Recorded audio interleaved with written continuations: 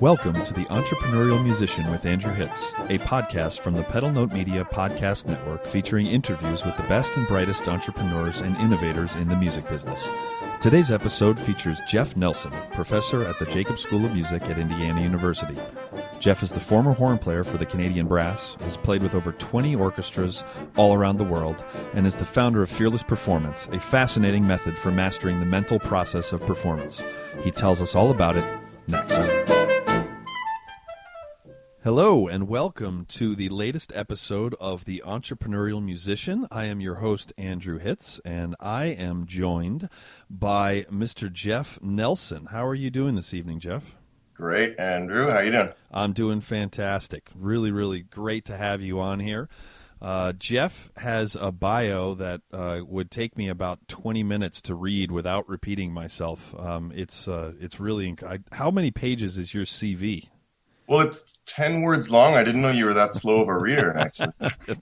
Thank you, Jeff. Yeah, Jeff Nelsen spells his name with two E's. He can't even spell his own last name, so you got to take everything with a little bit of a grain of salt. So Jeff is a phenomenal horn player. He's a phenomenal teacher. He is an entrepreneur, which is why he's here. Aren't you president of IHS even? Yeah, you've got so much stuff going on. It's a little irritating actually how much stuff because you excel at all of it. That's the annoying part. Yeah. So can you give us you also have a fascinating backstory. Tell us about where did you grow up and what did you do? Define grow up. I grew up in Canada. I was born in Alberta, just north of Edmonton, and I grew up on a pig farm with opera singing pig farming parents. I love that line. Like you do. You know. Yeah, absolutely. Yeah, and so how did you find the horn? Well, I have two older sisters, and they were both musicians as well, and we had a lot of music in the house. And I was looking for an instrument, and one of my sisters told me I played the theme for Little House on the Prairie, those opening notes, and I thought that was quite beautiful. So that's how I thought, well, that's cool, I'll do that. And then Star Wars, and yeah. That's funny. J.D. Shaw's version of that story is Out of Africa. He heard that soundtrack with the soaring horns and then said, I want to play that. So, yeah. Yep, and then you've both changed the world, or something like that. So, okay, good. So then, so kind of, where did you go to school, and then how did your professional career start? I went to school at University of Alberta, actually, but I had quit horn during high school for a while and tried doing sports and other things, and then a year after high school. I went to university in general arts. I wanted to be a lawyer, actually, but I found out that you had to go to what they call classes and read what they call books. And so I got put on probation, and I was going to get kicked out of school. And so I started playing horn just to stay in school. You know, I didn't, to totally interrupt you, I never knew that you had quit the horn. I also never knew that the second guest that I interviewed, our good friend Patrick Sheridan, when he left the Marine Band, he stopped playing the tuba, and he went to business school with no intentions of staying in the music business, which I also had no idea. So, that's a big thing. I work with a woman who did my audio tracks on my website for Diligence and all these meditative 10-minute things that are pretty great. Quick plug. And she married my wife and I as well. So she's very spiritual, very multi-denominational, and very wise. And she worked with a very high-paid professional soccer player. And he was having trouble, with regards to wanting to quit, but he couldn't because he was on big contract and all of these things. And then when I told her that I had quit horn, her face changed, and she was just like, wow, this is really, really amazing. And she brought this to the soccer player, and it changed everything for him as well. And he quit for a week. And it's a big thing. I know we're here to talk about entrepreneurship, but this real essential thing that you have to be able to quit. You have to be able to walk away from it. And for me, it's a big part of the Fearless Performance thing in that when I came back to it, I played badly, but I didn't feel bad about playing badly. My self-worth wasn't wrapped up in my playing. Huh. I could play better than most, so to speak, and learn quicker because I did what I sucked at more than other people. Do you mean like Michael Jackson bad, or you mean exactly like that? Yeah. There Yeah. you go. Is this video? Because I just did a really awesome dance move. He was also, the son of Canadian pig farmers, actually. That's a little known fact about Michael Jackson. So Did not want to know that. yeah, there you go. Okay, so that's really fascinating that two of the first five guests both quit their horns, and you and Pat are both at the absolute top of the profession as performers, completely aside from being entrepreneurs and businessmen and all that stuff. So that's kind of there's a lesson in there for all of us, I think. It's a big thing of you are not what you do, so that you don't feel like a bad person when you play badly. Yeah, big one. Cool. Okay, so anyway, continue.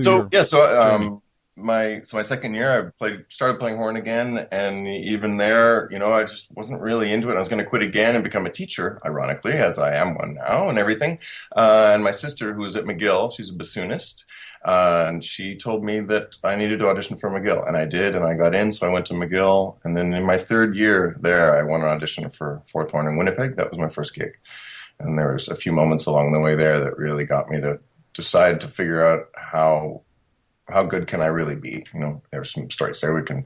And then the next year was Montreal Symphony, and that's where I really figured out how to bring my best on the first version, because I really wanted that job as well. So I played, and these were both one-year sabbatical replacements. So I was unemployed at the end of every year, so it kept me practicing. At the end of the Montreal Symphony, then I freelanced a lot, Canadian Opera Company and a bunch of things, but I had some learning moments with my playing along the way, which was really hidden blessings. And then did a Broadway show tour, and on that tour, I won Fourth Horn in Vancouver, played there for 3 years. In my third year, I won Principal Horn there, and that's when Canadian Brass called, and I joined them. They're a little brass quintet out of Canada. So 2 trumpets, trombone, and so before Canadian, you won 4 professional orchestral auditions. 1, 2, 3, 4. Yeah. Wow. Yeah, you're pretty good. To win 4 tuba auditions orchestrally, it would take you 12 years, because that's about how frequently they happen. Yeah, you would have won all the auditions. Yeah, he won all of them for a decade. Yes. Right. Yeah. Wow, that's really great. So, so then Canadian Brass. How long were you with Canadian Brass? 5 years the first time, and 3 years the second time. There you go. Yeah. And what did you do in between those 2 stints? I got married the first time, and then I had a kid the second time. Not me personally, but the first time I left and went and auditioned for the Boston Symphony and didn't advance, and my mouth surprised me and went totally dry. I was really crazy ready, and anyway, these are the stories I really like telling. I learned really quickly that people connect more to your story of struggle than your story of success. So I won those 4 auditions. I lost a bunch as well along the way. I was runner-up for Canadian Brass 2 years prior to getting the position, and all these different ways of learning through that. So that was my hope, and then I ended up playing Chitty Chitty Bang Bang for a year instead in New York. Do not sing the song. Do not sing the song. Thank you. And then that show closed in 2005, or the end of 2005, and so I was completely unemployed. 2005, my wife was going to go to the Academy of Vocal Arts in Philadelphia, so I was going to go and live there and figure something out. And then IU called and asked me to audition, and I ended up getting that. So I moved to Bloomington, and my wife lived in Philly. We had a 3-year long-distance marriage, and here I am finishing my 9th year at IU. Wow, has it been that long? Yeah, no crazy. Kidding. Wow. All right. So I never finished my bachelor's degree either on that. Yeah, that's the rub for a lot of people. Yeah, because you're fully tenured. Yeah, you're signed, sealed, and delivered at IU, and you have 0 college degrees. Really good at tricking people into hiring me. Yeah. The hard part, you tricked them, but then you tricked them into signing you up for the lifetime contract too. Yeah, it's kind of stuck with me. I know. It's crazy. They are stuck with you. Yeah. So since you're tenured, are there any faculty members that you'd like to unload on this little podcast? Well, it depends. How long is this interview? Because there's just a few dozen. This guy named Dale Clevenger. He's really hard to work with. Yeah, he won't hear this. All right, so that was a joke. In case that was unclear. Yeah. Sorry. Yeah, they were. Yeah, he and Dale are quite close. So yeah, I'm glad you actually confirmed. Clarified that rather. Okay, so fearless performance. can you talk to me about this? Because this is talking to people about stage fright, which to only call it talking about stage fright is completely underselling and kind of misrepresenting it. But the very vanilla description of it is kind of helping people deal with stage fright and being prepared, and the mental approach to music and all that. And that's something that a whole lot of people have been talking about for a very, very, very long time. That's not something that you suddenly discovered out of nowhere, like, hey, someone should talk about this. And yet, it seems like there's a lot of entrepreneurial ideas that are like this, where there's a whole lot of people that are doing it, but you have really gotten traction and become an expert in that space. And similar to our friend David Cutler with the Savvy Musician, stuff where he wasn't the first guy to talk about that stuff, but he's really kind of, he owns the, in terms of the branding aspect of things, like he owns the word savvy in the, in that space of the market, and you really own the word fearless in that space of the market. And so can you how did you turn this into a thing that has been so successful? Ooh, that's a big question because the thing definitely just happened. If I were to do this again, I don't think the word fear would be in the title because that's a big thing, So right. It's never about what not to do. Right. It's a very solution-based process and system. It definitely starts from a very authentic place of a ton of fear. So I'm an expert because I fear a lot. And one of my favorite sayings I got from David Cutler, I had him as a guest faculty member at one of my Fearless events. And he's just casually said, it's hard to teach what you haven't had to learn. So I really love that, So I obsess about it, and I'm good at remembering lines of movies and stand-up comedy lines and ideas about fearless performance. I just obsess. So I collected a lot. I guess it started from my early audition wins, and then I loved teaching even back then. The year after, when I studied at Montreal, went to Winnipeg for a year, then I was back playing the Montreal Symphony and teaching at McGill. And so I was teaching pretty early and really sharing how I won those auditions. And then with Canadian Brass on those tours, there'd be a time in our master classes where, the guys would just say, hey, Jeff, why don't you talk about first performance for a bit? And it was all about that thing. So that's the the idea of that. And ever since then, I'll talk to anyone about it. And it's a 4-day event. I can talk forever about it. Yeah. Yeah. Sorry, go ahead. The idea is basically to close. At the beginning, I ask everybody how many people here have experienced preparing something and have it go a certain way, and then walk out on stage and have it go not quite as well. Every hand goes up, including my own, and it's just, and what you've experienced is what I call the quality gap. It's the gap between what you can do and what you actually do in performance on your first version. So and that's the mental game. It's not, and that's the two things with fearless performance is one, that you learn to perform your best, and then the other one is to make your best better. But that first one of at least doing your best with what you got, if you're walking out on stage and trying to make it better than ever, that's one of your first mistakes. But at least do what you can do on stage. I got really frustrated and tired of walking out on stage, eager to do it, and walk off stage disappointed, having not done my best. So it's closing the quality gaps, and in both performance and preparation. That's where there's two gaps there. And it happens way before we walk out on stage. It's how we prepare, So, but we're here to talk about the entrepreneurial side of it, right?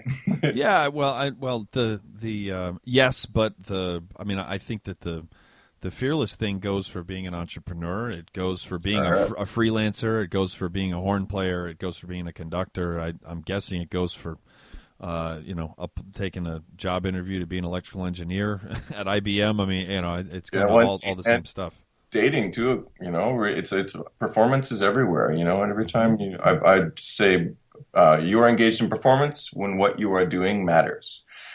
And that's great. Yeah, it's that broad. I counted how many performances I did one morning, and I got up to 200 before mid-morning. You get out of a chair and your hand slips, that's a bad performance or whatever, Right. So you're surrounded by it, So then the fearless part of it is to make your performance a fearless performance, make what you are doing the only thing that matters. So you're not worried about what someone else thinks about what you're doing when you're engaged in performance. When you're backstage, there's some good results from fear. You'll get out of your couch, you'll go practice better, all that stuff. But once you cross that line into your performance, make what you were doing the only thing that matters. Be very present, basically. And you'll find out later if you got the gig, but the world around you decides that. You share and perform. That's really interesting in terms of what you were talking about with those 2 one-year positions with the orchestra, that you obviously kind of had a healthy amount of fear because you were told up front, no matter how well you did, that you were going to be unemployed at the end of the year. And so that kept you working hard, and yet that is a completely separate set of skills than the skills that you needed in the moment to actually win the next job in the audition. So what is there's a book that I have yet to read, but I have already purchased it. It's there's about 300 books. I've read a lot of books, and there's a lot more I haven't read, obviously.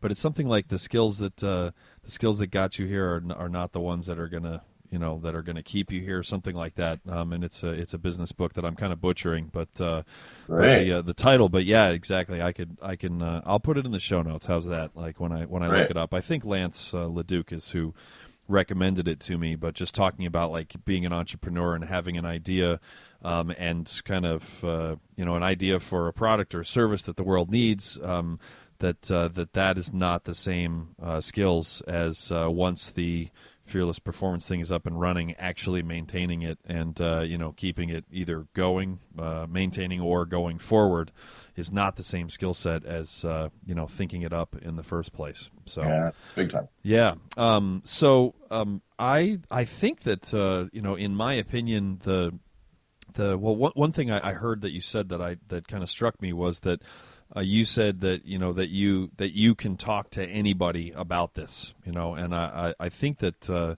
that's why I think that you're a naturally outgoing guy. I can't imagine you being like super shy when you were 15 years old, before you were Jeff Nelsen in capital letters and like tenured IU fancy pants guy.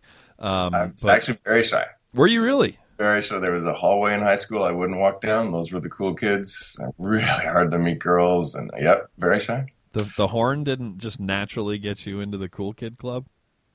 I didn't play horn in high school. Oh, that's right. You quit. Yeah. I'm not listening to a word you're saying. I just have the questions written down. And actually, I play trumpet. Yeah. So what else? Do you want to do your research before? That's pretty funny, actually. When the person you're interviewing is a dear friend, you do less research than when it's someone you don't know. So it's like, I don't really care enough to really know. I'm just going to kind of ask some vague questions, and you'll help me out. So, okay, so you were super shy, and now you are. I'd say that your most appealing quality, as whenever I've seen you do presentations, is the fact that. Right now we're on video Skype and he's just not helping me. Your most appealing trait as a presenter is that you are such a naturally gifted communicator, and it's funny the last person, episode 4 right before you, was Dr. Tim Lotzenheiser, who I know you know. You actually, and this is the ultimate compliment coming from me, you remind me, your style reminds me a lot of his. He's a little bit more manic, but but just in terms of like the passion and just kind of the ease in speaking, and you have a way to deliver the expertise that just seems like you know what you're talking about, and I don't mean that sarcastically. I mean that quite genuinely. But so you were shy. So how did you turn that corner?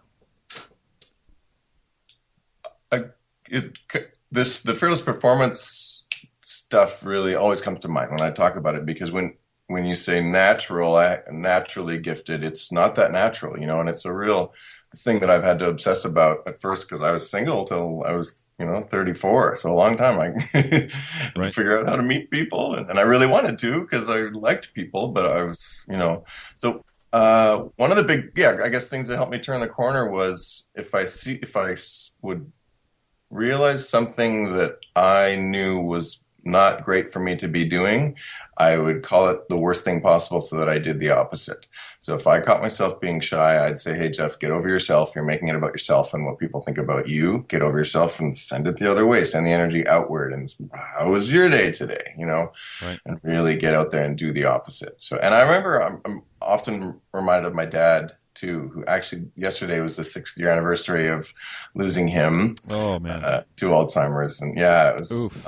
not great, but he was beautiful right to the end. That's and great. one of the big things with him was with the disease when it was happening that he said all throughout he stayed sweet and dear right to the end. And he said that, all I know is I always have 100% of whatever's left of my mind, whatever much he was losing capacity. He Wow, just what an celebrated attitude. what he had. Wow. It's really beautiful. Yeah. Oof. So that's that opportunity. When you're being shy, you're worrying about what someone else thinks about you. And the same when I'm communicating my messages. So it's good to hear that I have that delivery, but it's not natural. But it's this choice that my message is more important than my worries and my fears. It's about replacing fears all that time. And with my dad, it was that you couldn't be in an elevator without him saying something that broke the silence. He'd get in on the basement and he'd stand there and someone else would get in and he'd just say, going down. And they'd kind of look at him like, what are you? And he'd just give him that look of what, and it would just, it was really great. That's really funny. Those moments of, yeah. So it's so that the moments are opportunities instead of something to nail or something to get right. But the message is so much the most important thing. And the same with entrepreneurship, right? It's the giving value. And those potential negatives of you're all about the money. And I've been told that. And I know people see me as selling myself. And I'm sorry, I'm getting this message out here. And if I make some money, I get to not do other jobs so I can finish my book. I can stay home and get more of the message out there. So it's always about a greater purpose, I think. That gets me over it. Oh, that's great. Yeah. It's rather ironic that I refer to you as naturally gifted communicator because, and not good ironic, bad ironic, because I'm like this huge proponent of Carol Dweck and mindset and the growth mindset versus the fixed mindset. I talk about that stuff with my students constantly. Like they're irritated with me when I just bring it up because they've heard it all so many times. So to call you naturally gifted flies in the face of everything that I represent as a teacher. So there you go. So that's the bottom line here is that Jeff Nelsen's just naturally gifted at everything. He really hasn't worked hard at all. And so, if you're not like him, then you should just stop trying. So actually the exact opposite of that. So and there's another time that's really cool. It reminds me of also at one point I was interested in ADHD and learning about it for some of my students and everything. And I went and got tested and everything, and I got the diagnosis. So I have it as well. And one of my students said, "Yeah, why'd you go get the diagnosis? Not, why did you go get checked?" She was sure I had it. It was really funny. She just said, "Yeah, why'd you go make it official?" It's funny. We laughed a lot about that. But I was excited to tell people that because I always said that it's not attention deficit. I think it's attention surplus order, that you're over-focused on what you're over-presenting, you're not distracted. You're focusing on something that maybe someone else doesn't, would rather you listen to them. But I wanted to tell people that I had it so that they could get over it and not see it as a weakness, but rather as another strength and something that can really, if you embrace all of who you are, and this is again fearless performance, you embrace who you are and you look at that authenticity and you share that. And if that's not hireable, then go make it better, or buyable as an entrepreneur, then you go make it better. But when you share it, it's all about giving that authentic version of it. Great.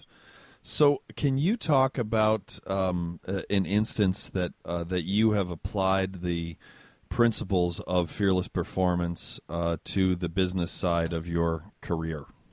Yeah, sure. Yeah. I realized I didn't finish my thought too, ironically, thinking about ADHD, that the message there was that I also, to a degree, someone said something interesting once that if I asked them if I should tell everyone that, that I have ADHD and everything. And this person brought up the fact that maybe not just because someone who doesn't have it might decide that they're less equipped when they don't have it. All the ways that we separate ourselves from others. And this, comes right back to calling someone else a natural performer or whatever, is that no one ever, this is what I say in my lectures, is no one ever says I'm a natural performer. They always say someone else is, to say it's hard for us, but, they're natural or whatever, not on what you were saying, but when that's I didn't call you natural. I called you naturally gifted. That's different? Not at all. Yeah.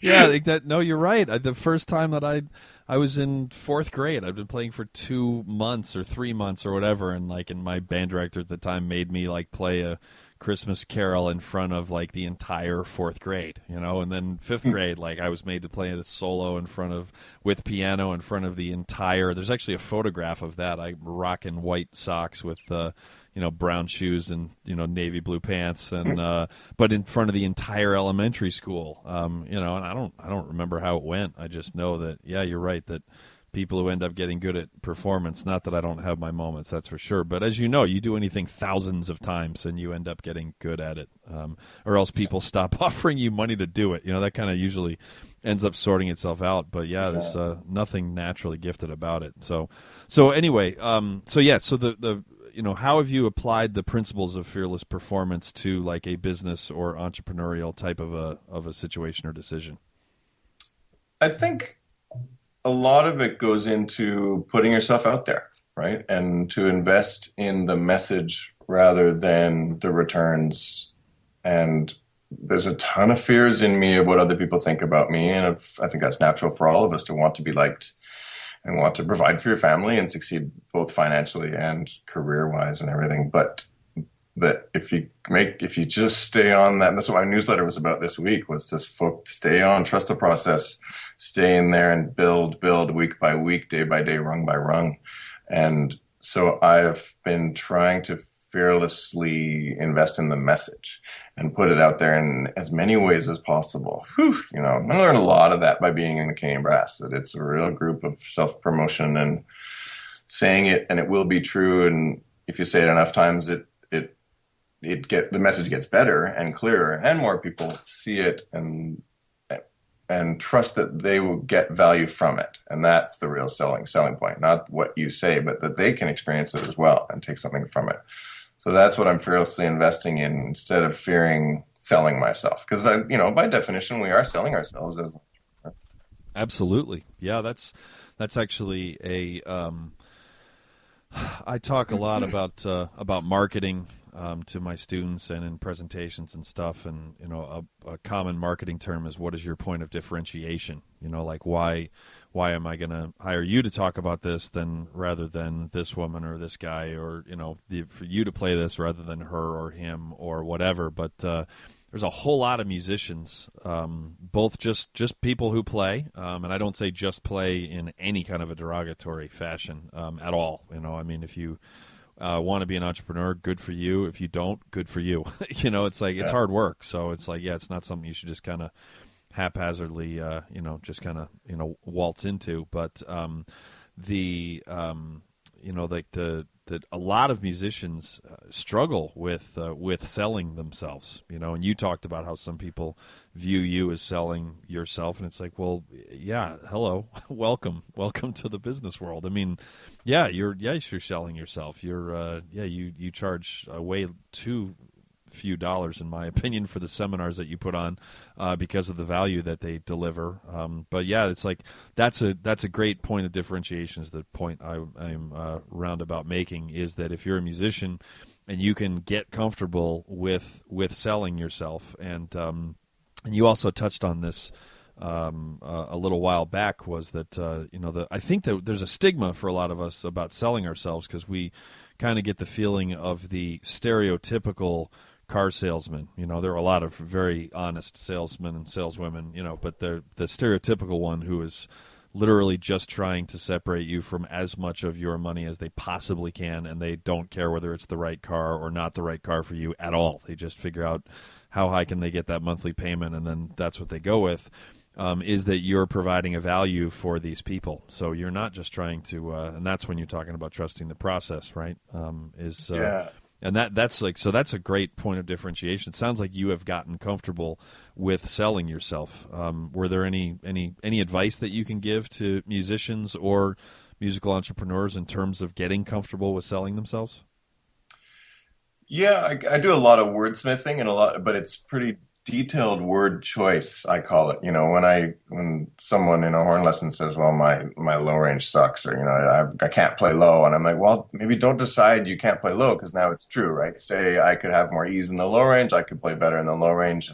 They're like, "Yeah," and then other people are like, "Well, that's just semantics," and I'm like, "Okay, you can call them semantics. I call them details, and so does your conductor and anyone hiring you, anyone considering marrying you. These are details, and they change my whole life in one different type of sentence, and different an assignment. So it's to not call it selling yourself, rather. And so the words I pick are you build, be, and then share. And that's the process from preparation as you're building. But then when your building stops, there's a moment before you walk out into your performance. And that's where you're just being. For me, anyway, it's not, I don't ramp myself up. I don't change who I am. I sit there and go, okay, I've done all the work I can. I can't do any more. If I should have practiced more, too bad, too late. You got all you got. And at least now focus on bringing the best version of that. And then you cross into your performance and you share. It's not selling. Share it, and they decide whether they're going to buy or not. But I'm not selling anything. I guess that's a not what Daniel Pink says in his book Drive: The Mysterious Truth About What Motivates Us. Is that the old paradigm used to be why we do anything was for the carrot or the stick, right? To get the carrot or avoid the stick, the punishment. Win the reward or avoid the punishment. But now the new paradigm, and I love this, it's for three things, and it's for mastery, to get good at something, meaning, to put something in it, like tell a story with the notes you're playing or the thing you're selling, and then thing you're sharing, sorry. And then the third thing is autonomy. To be autonomous, to be self-sufficient, to be able to do that on your own, have your own sense of rhythm when you go to play your audition, and to be able to go out there and give this thing in its own way, and that people will buy it or get the value from it if they see it and being autonomous and have it's self-sufficient. Sorry, it's more in the goal if you're selling that. I'm going to back up one more. That when I go into an audition, if I'm going in there to win the audition, I am linking my goal on something that I don't control. Amen. The panel decides whether I win. My autonomous goal is to walk in there to play my best Mozart, and share this Mozart that I love. And if I do that, that helps me play my best. And then the bonus is that I end up winning or whatever, right? So that's the same when I have this entrepreneurial goal, is that I'm going to share it. And if I've made it as great as possible and it's great, that goal is autonomous, that I'm just sharing the greatest thing, so that I can build up until that moment of that sharing of it. And I teach now. I did a 2-day Fearless Camp at the Ohio College of Business. I lectured at a bunch of business events as well. So it works for them too with their elevator pitches and their products. And I'm advising some companies and stuff too. Wow. Yeah. The sharing thing also, it takes away the kind of the fallacy that whatever you're about to sell / share needs to be perfect, and that's, I've listened to a lot of entrepreneurs who have learned from their failures, and they talk about failing, and it's just the whole concept of an MVP, of a minimum viable product, which you have to kind of get out whatever you're going to get out. And I tend to mention Seth Godin in every single one of these interviews at some point. Sometimes I mention him like 12 times, but so far it's only once, which is good because we're a half hour in. But, he's talking about always shipping, always shipping your ideas, and, or always sharing. And, if you walk on stage to be perfect, to play perfectly, whatever the heck that even means, or if you insist on something always being perfect, then you're right. There's a paradigm that the ironic thing, as you just said, is the only person that can set that up is you. You're the only person that can put that pressure on you. You know? And that's why the word choice that you use is how did you get that deep into word choice? Because it's obvious that, as you said, you spend a whole lot of time thinking about it and researching it and reading about it and all that, and it's like, you've gone done a deep dive on that. Like, where did that come from? Yeah, I think just the experience, just the amount of massive learning from changing one word. And another great saying is the best teacher is teaching. So having to, and when I'm in the practice room, I'm teaching myself. When I'm trying to learn all these things, and when joining the Canadian Brass, our destinies are linked together, the five of us, and then we got to create those things. You know that with those that sharing a chamber music group, Sure. and all those projects and everything. Yeah, putting it together and moving it forward. I think through that too with the word choice. There's this saying of I'm all about sayings. Obviously, there's one: no one can make me feel anything without my consent, right? Or no one can make you feel anything without your consent, right? Eleanor Roosevelt, Right. and that's always about letting go of grief and guilt, right? You feel bad, and no one can make you feel bad without your consent, right? But also, no one can make you feel great and inspired and motivated without your consent as well. And no one can make you decide to let go of that product and ship it but you. No one can give you belief in it but you. And it's not about perfection. It's about value. Very interesting. Yeah, I was going to say my first book. That was going to imply that I had more than one. So my first book, that otherwise known as my book, A Band Director's Guide to Tuba, collection of interviews with the experts. Thank you very much. I'm actually working right now on a second edition of it, and I'm also working on a volume for trombone and et cetera. But I'm sorry, you're supposed to be interviewing me here. Yeah, I know. Here's the self-deprecating part is that no. It's good. It's good. People learn more from our failures, right, than our successes. Yeah. So, is that there are a number of typos in the book because it's self-published. It's an ebook, and I actually outsourced. Ironically enough, the Pat Sheridan interview, which was long and it's awesome. He talks all about I can't believe how much I learned from it. He talks about anatomy and he talks about breathing, and that's what got me into Barbara Conable and body mapping and all this stuff that was I knew a little bit about it, but that stuff for the Brass Junkies interview that Lance and I are going to hit you up for in 6 months or so. But anyway, there's a whole bunch. I mean, there's not 50 of them, but there's more than a couple of THERE, that is, THEIR or whatever, those kind of things, which are not anything that I'm pretty good. I got a lot of faults, but that's not something I generally do. It's usually right the first time, but I'm not that great at proofreading, and and the spell check obviously didn't catch it because the spell check doesn't know that stuff. And at first when I realized that that there were enough of those that one is too many if you can help it, but I was embarrassed. But then it was that was my minimum viable product. I just kind of did it. I banged it out. And it's a great product in spite of the fact. And if anybody's going to get pissed that there's a dozen, typos, grammatical errors, and that's just going to negate the whole experience for them.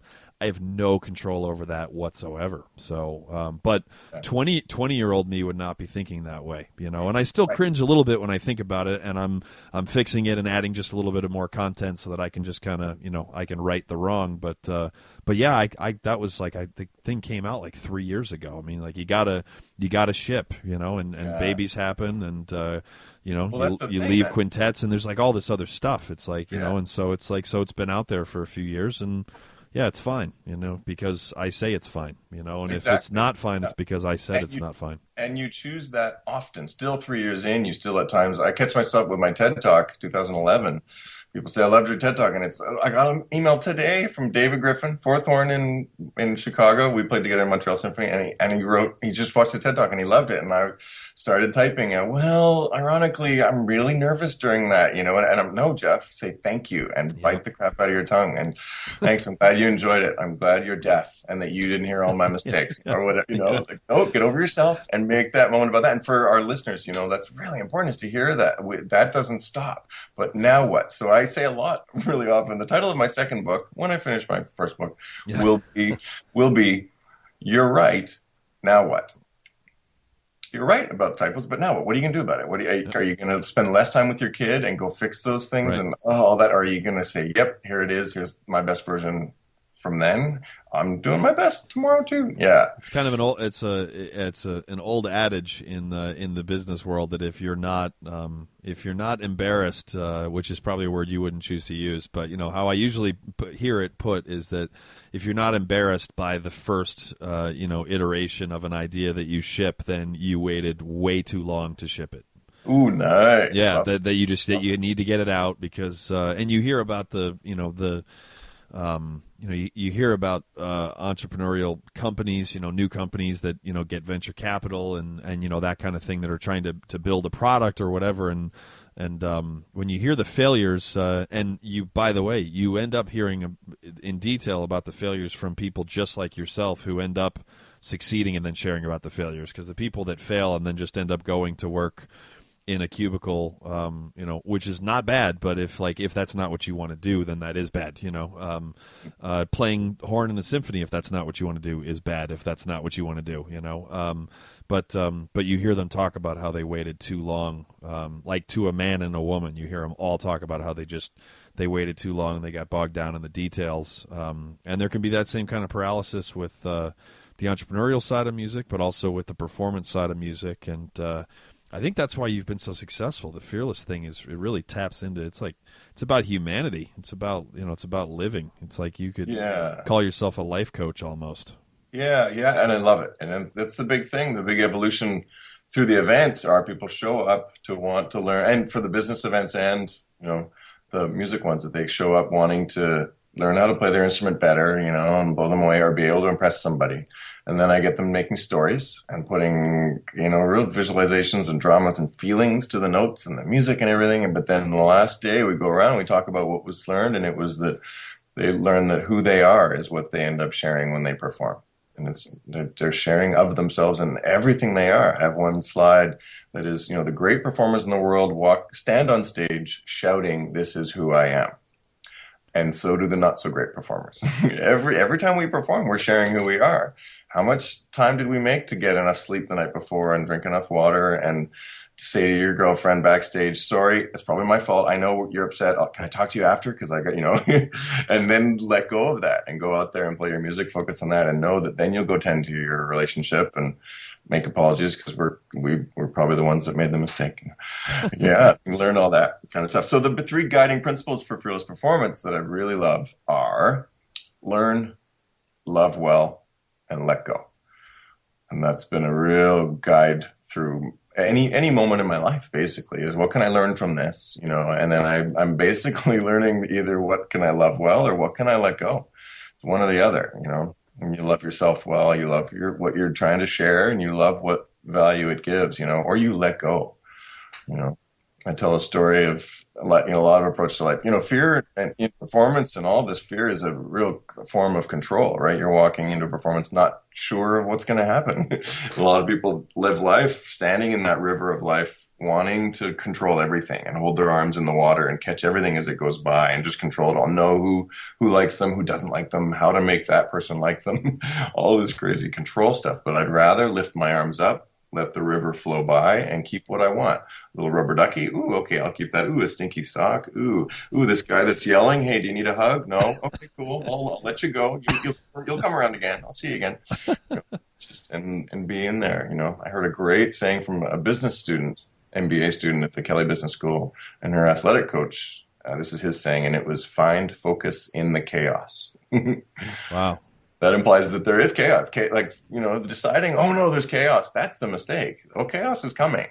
But find focus in that chaos. For my wedding with my wife, we had hundreds and hundreds of candles on the hillside. It was beautiful. And they blew out 3 times. Oh, all of them. 500 candles or whatever. And there were people freaking out like, oh, God, this happened. Oh my! And I'm like, oh, there's the thing that was coming that was going to go wrong, our wedding.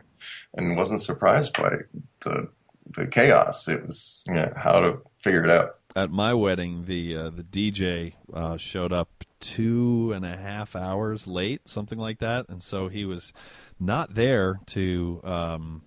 He was not there for the cocktail hour. So grabbed a buddy who plays the clarinet and had it with him, and grabbed a trumpet player and grabbed a trombone player, and we played Dixie music. So, so I was working my own cocktail hour, but then I didn't have to talk to people that I was supposed to actually know because they were at my wedding and I didn't really know them, and so I You saved a lot overpaid of. the band. Yeah. Yeah, exactly. Yeah, they were all my good friends. I paid them absolutely nothing. So yeah, like, hey, you're a famous chef. Yeah, come to my house and cook for me for free. Yeah. Yeah. Okay, great. Man, the fearless stuff. I'm guessing that anybody listening to this could listen to you talk about that for hours. It's great. You need to be in the same room as Jeff Nelsen talking about this stuff. I'm serious. You're one of those people that like you're kind of on that short list where. And Dr. Tim, I was realizing I should have spread you guys out because like I'm super fans of both of your messages and they're back to back, and I would not want to be episode 6 guy. I don't even know who that's going to be yet. It's very impactful. It's very impactful. I remember. Last anecdote, and then we're going to get to the 5 questions segment. That I remember the last time I saw you do a presentation where you had everyone in the room, close their eyes and put the index finger and thumb together, I think, and kind of remember the most. Like a really uplifting, just some moment of a performance in the past where we killed it. And just kind of tried to remember like what the room looked like and what the sounds were like and just what we were wearing and all this stuff and and then you said that any time that we were having doubt, having fear, having those voices in our head moving forward, that we could just kind of put our fingers together and kind of go back to that one moment. And I've done that since then. I've done that exercise, and I've had students who I've talked to, and told them to do that, and and you can just see this calm, even just the process of it. It slows you down, and it slows down the. Every time I meditate, it's like Lance and I with this Pedal Note Media thing. It's like we're off in the unknown, and we've got big plans. Actually, we had a 2.5 hour unscheduled brainstorm last night that went until like 12:30 in the morning last night, and it ended abruptly because my son started crying. He woke up in his crib, and I was like, okay, I got to go, and he said bye. But we're in uncharted territory. We've already pivoted a few times with this thing. We don't know what the heck we're doing. So find focus in the chaos. Exactly. That's exactly what I was thinking. But any time that it's and you got to have faith in the ideas, and you don't start getting paid for stuff right away. And how many hours did I play the tuba before I started getting compensated really well for it on a regular basis? Thousands. Malcolm Gladwell would say 10,000, but I don't know if it was that rounded number. But it was thousands of hours. So and that's all. And then it's a big message of trust and belief. And when you're talking about that rubbing the finger with your thumb thing, that it's real magic if you believe in magic. There's a great saying. It's attributed to Steve Buscemi, who says, "Oh, you don't believe in magic, huh? Well, maybe that's not magic's frickin' fault." Oh, I love that guy. Yeah, and I have some students who I've worked with. I heard one student. I've heard through other people that a few students say that fearless performance doesn't work, and I know I have ideas of who it could be, and I know that. But my first thought is it doesn't. I bet it doesn't for anyone who thinks it doesn't. I bet. That's a self-fulfilling prophecy, right there, isn't it? You can't. Either way, you're right. That it does, especially with the mental game. That's the thing. It is a mental game. So how are you playing it? Yeah. Wow. Good stuff. All right. So you are the. Excuse me. You are the guinea pig here. We're starting with this episode. I'm going to ask 5 questions, which not like rapid fire, but kind of short form answers that I'm going to ask you about kind of entrepreneurship. And the first one here is question 1 is what is the best piece of advice that you've ever received? This is the sound of a pig farmer's son deep in thought.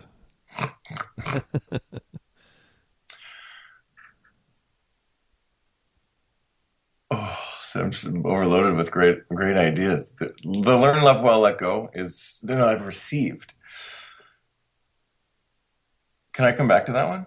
Sure. I want it to be a good. I want to get really good. See, now the voice is in his head. He's not being fearless. He's like, wait, I got to get this right. Yeah. Right. Okay, we'll double back. Yes, and it's not getting it right. It's getting it really useful for our Sure. listeners. Yeah, of course. Yeah. I was misrepresenting you on purpose for No. for my own amusement. And you'll figure out when you're on the Brass Junkies, that's like it's like an hour of Lance and I amusing ourselves. And so far, we're told that the guests and the audience are also being amused, but we're not really worried about it. We're just kind of like, all right, how can we have fun for 60 minutes? So. Well, my first answer was going to be someone told me to not do this interview, but that would have been good advice that I ignored. So. Oh man, let me guess, it was Jens. Yeah, Yeah. You probably don't know about the ongoing Jens joke we have on the Brass Junkies, but we'll let you experience that. Listen to one of the back episodes; it's pretty funny. So, okay. Next question: what is the biggest mistake you've ever made in your career? There was the first note of the fifth movement of Mahler 5. I clipped that. No.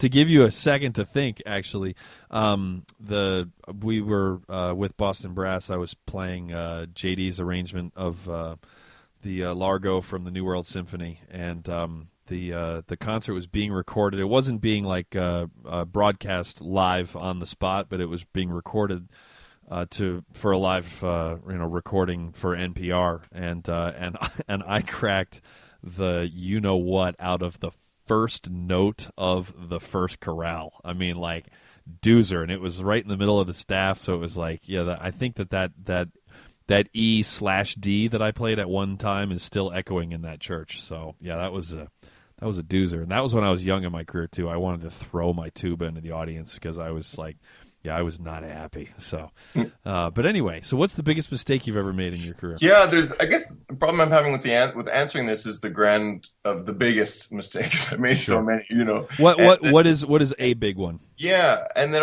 but the other thing too with the word mistake is that I have trained that word out of my thinking, in that it's a lesson. That there'll be lessons. So I'll tell a story about a mistake that I made that I learned a lot from, and it's after the first Canadian Brass concert. And this was in Dallas. Standing out in the audience, signing autographs. French horn player signing autographs, kind of crazy. And I'm signing. Not as crazy as a tuba player signing autographs. Right. And the guy on the CD was my brother-in-law, Dave Ohanian. So I was drawing deviled ears on his head and all this different. Anyway, and so I'm signing these CDs, and a person says, hey, I really loved what you did tonight. It was really a great concert. I loved it. And luckily I saw this in the mirror, but I looked at them and I was like, oh, well, thanks. It's my first show. I'll get better. It'll get better. In my mind, it went through all the notes I missed and all the mistakes, but luckily I saw it in the mirror, and I saw this snob doing this to this person who just said something that they didn't say it in the way I needed it to be said in order for me to let it in. If they said it the right way for me, it would have been, in my opinion, I think I enjoyed what you did, but I'm like, oh God, no, I need to do the snobbery of it all. So ever since then, I've been biting the crap out of my tongue. And when someone compliments me, I say, thank you. And then nothing else, I'm glad you enjoyed it, great audio, that thing. That's a good one. Yeah, so the big advice too is probably get over yourself. Coupled with, I remember before my first audition win, I was hanging out in Montreal with Pete Sullivan, who was principal trombone in Montreal at the time and a great mentor and friend, and now principal trombone in Pittsburgh.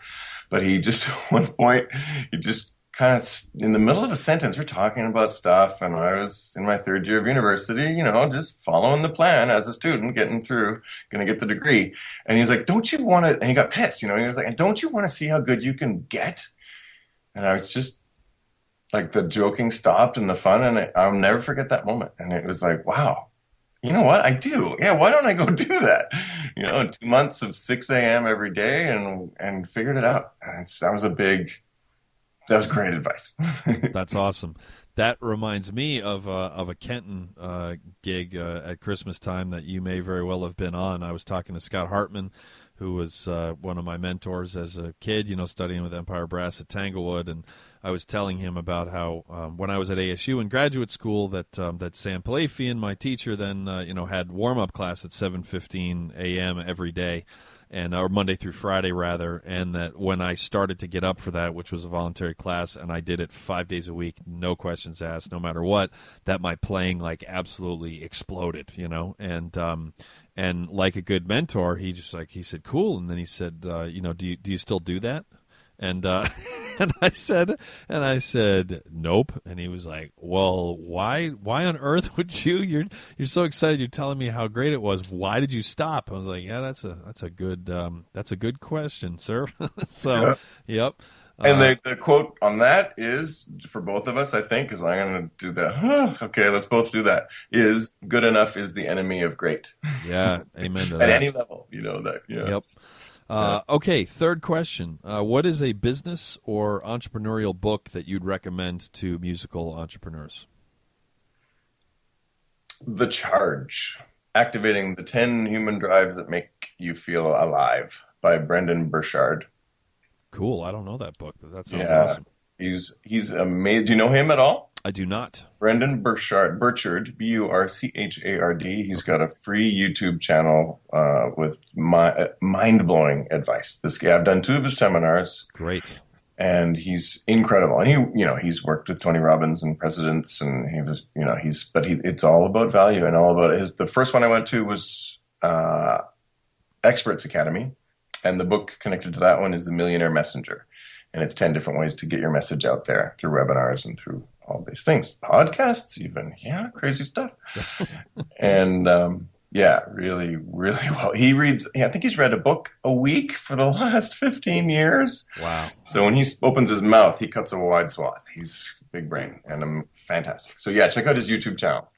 It's free and awesome. It's pretty exciting to me that I read a lot of books, and there's so many more books.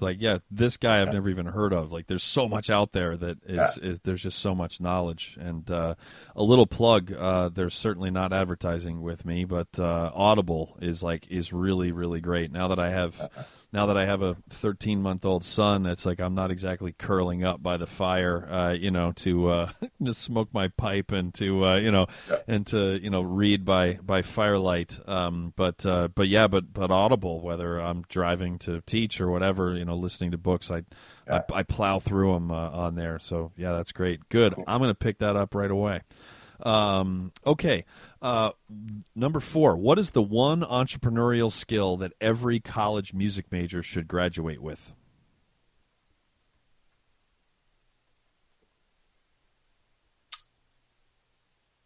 Entrepreneurial musician, did you say? Music?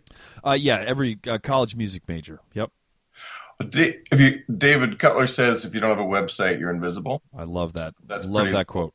Low-hanging fruit. Mm-hmm. But to be able to, I'm thinking of these grand things, but to be able to network, to be able to talk, to connect, basically, to connect to someone else in some form or another. So that's really, and not to convince them to do anything, but to connect with them. And it's interesting. There was a book written by a friend of my mother's, a singer friend, and it was about singing. And the first sentence it said, really, the most important thing about music making is communication. And I saw it and I went, that's interesting, but I think there's one better, and that's connecting. That I can communicate, but it's one-sided. I'm communicating. I can give a 2-hour lecture in English, but if no one speaks English, I've done my goal. I've communicated, right? I think I should look it up again, but that communicating is just throwing out this stuff, right? But connection, that really includes the other person. So I think it's to be able to connect to someone else on some level, and way more importantly, probably is personally than business-wise, to be able to do that. Yeah. Very interesting. Yeah, Dr. Tim. Actually, and I call it sharing the planet. To share the planet. Oh, that's great. No agenda, no nothing. Just connect. Yeah. One of the big points from Dr. Tim's interview a couple weeks ago was that, and he used the word communicate, but the context he was meaning connections. He said that that the key to all success is communication.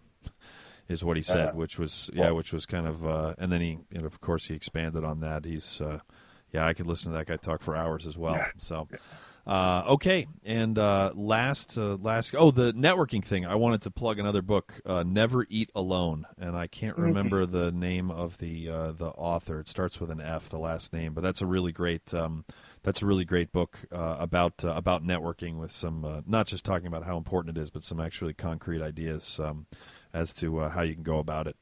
All right, last question, number 5. What was the moment that made you realize you wanted to do more with your career than just play the crap out of the horn?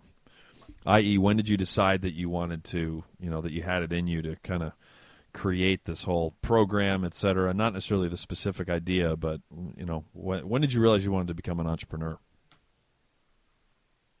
I think the most recent moment was at this Brendan Burchard event about Experts Academy. And this was, I guess, just 3 or 4 years ago. And I was considering there were some interesting horn jobs opening up. And I was like, I wonder if I could go and do that and challenge myself in this other way and really find some ways of doing that. And then I did this event and started. One of the exercises at the event was to get in groups of 4 and say, I help X understand Y so that they can Z or Z. And so I kept saying, I help people understand their fears so that they can, I help musicians understand their fears so that they can go out and share the best version of, or share what they love, or do all these things. And I kept saying it, and I finally realized that I can change the world a lot more through fearless performance than playing the horn, I think. And I want to. That's my goal, and I'll play the horn anytime. I love it, and I do. And it's my they're equal passions, full on reasons to live. But the entrepreneurial addition is to get that message out there, and to get people to share the planet and know how to make what they're going to perform as good as possible, and then go out there and share that version of it. Is really exciting for me. Oh, that's great. I've never heard that XYZ thing. That's a really streamlined way to kind of get a mission statement. Yeah. Either for yourself, an individual, or for a group. That's great. Right, yeah. Yeah, you're smart, man. You got lots of wisdom. Yeah, don't believe what they're saying. I got it all written out here, though, actually. Yeah. In retrospect, you should have been my first choice for the next interview. I called 4 other people first, but I'm happy you said yes. So wait, I'm doing the next interview too? Yeah, absolutely. We'll see. That'd be a good way to figure out if there's any audience at all. Yeah, if you just if every episode is Jeff Nelsen and no one says anything. Yeah, it's Anyway, yeah, I've got stats. I know that's not true, but that would be a funny joke. Yeah, to just keep having the same interview except record it differently each time. So that reminds me of a funny story that our dear friend Rex Richardson, he was one of the early Brass Junkies guys, and interviews, and in the spirit of the minimum viable product, we kind of. I'm not a sound guy. It's like I got this 4-channel mixing thing, and I've got the system figured out now. But we had some technical difficulties that we didn't realize that we had with Rex's interview, and it was really great. But we could have used it, but it was bad enough. And since he was a dear friend, I was like, "Hey Rex," and he said, "Hey Hitz," and I was like, "How would you like to be interviewed again?" No, just all the same stuff. And explaining, he was like, "Oh, I had so much fun. Yeah, let's do it again, man." So yeah, it was rather ironic that I was like, we could put this out, and but it was hard to listen to. It was hard to focus through. So that wasn't an embarrassment thing. That was just kind of like let's do this. So we have interviewed Rex Richardson twice already. Nice. So although the first one didn't see the light of day. So okay, fantastic. So well, we have come to the end of our hour. How can people find you on the interwebs? JeffNelsen.com. NELSEN.com is the weird spelling, as I have to say at every airport and everywhere.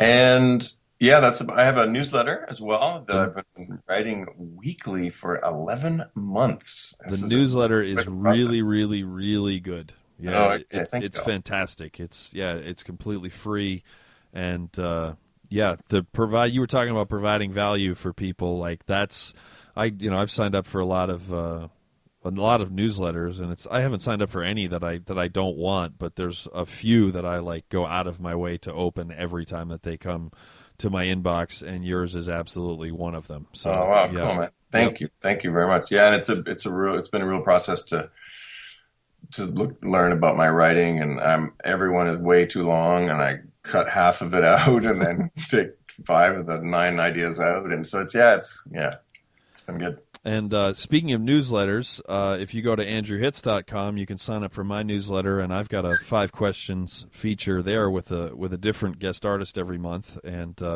the guest artist for July is going to be Jeff Nelsen I guess it's with 3 E's, isn't it? I never thought about that before. And it's Jeffrey Andrews, so let's stop counting. Oh, gee. Yeah, I'm a tuba player. Yeah, I can only count to 4. So yeah, and that's on a good day. So, yeah, fantastic. So I got the Fearless Performance Seminar. I got a big 4-day one. I'm doing one this weekend in Buffalo for Buffalo Suzuki Strings, which is gonna be cool. And then, but August 18 to 21, the 4-day Fearless Performance Seminar is just awesome, and it is life changing. I promise. Where is that? It's really great in Bloomington. In Bloomington. Yeah, but I'm doing them kind of all over the place. So just stay tuned on my website, and then if you sign up for the newsletter, the free newsletter, you'll hear about where they are, and one near you soon. So August 18th to 21st. When these are specifics, but do you know when they have to sign up for that by? Is there an application deadline? The registration is 9 a.m. on the 18th, so before that would be good. Or yeah, yeah, that's great. No, it's fine. And yeah, it's right before your school placement auditions, which was really useful. But we can have you. I teach entrepreneurship too. We've had public speakers and other people, and you can come in and work on your elevator pitch if you want, or how you talk about your product and all that. And it doesn't have to be for musicians. Oh, that's great. Yeah. Yeah, I would highly recommend that to anyone that just heard that and thinks that there's even a chance that they could pull that off in terms of being there for those 4 days. You owe it to yourself. Yeah, go do it. So yeah, go do it. Cool. Well, you can find me, I already said the website, andrewhitz.com, also at facebook.com/hitztuba, and I'm also at hitztuba on Twitter.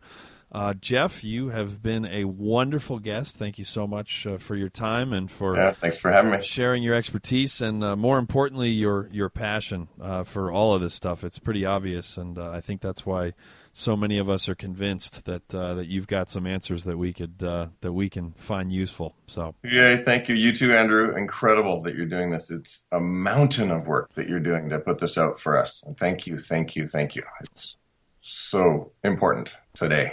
like I said, I don't know who episode 6 is going to be, but I wouldn't want to be them. So yeah, now I get to think about who I want to sandbag. I can interview you if you want.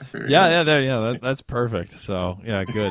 All right, well that does it. Thank you very much, everybody. We'll see you next time. You've been listening to The Entrepreneurial Musician with Andrew Hitz on the Pedal Note Media Podcast Network. If you would like to help support the podcast in order to make more episodes like this one possible, please visit pedalnotemedia.com/donate for more details. You can sign up for my monthly newsletter and find my blog at andrewhitz.com. You can also find me at facebook.com/hitztuba, and I'm at hitztuba on Twitter. The Entrepreneurial Musician is produced by Austin Boyer and Buddy Deschler of the Fredericksburg Brass Institute. Executive producer is Andrew Hitz. The theme music was performed by Ben Barron, Rich Kelly, Daniel Lapel, and Andrew Hitz. This has been a presentation of the Pedal Note Media Podcast Network.